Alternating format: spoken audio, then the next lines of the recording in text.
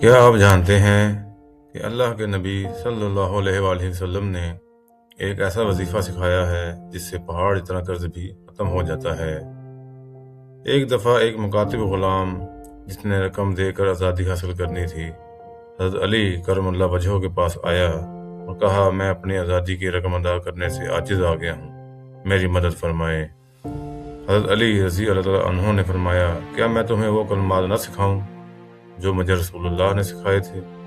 اگر تم پر سیر پہاڑ، یہ یمن کا ایک بہت بڑا پہاڑ ہے، اس پہاڑ جتنا قرضہ بھی ہو تو اللہ اسے اتار دے گا۔ وہ دعا یہ ہے۔ اس دعا کو اپنا معمول بنا لیں، یقین رکھیں اللہ کے سوا کوئی حاجت روا نہیں۔ سبحان اللہ لکھ کے کومنٹس میں شیئر کریں۔ اگر آپ کو یہ معلومات پسند آئی ہو تو مزید اسلامی ویڈیوز کے لیے چینل کو سبسکرائب ضرور کریں۔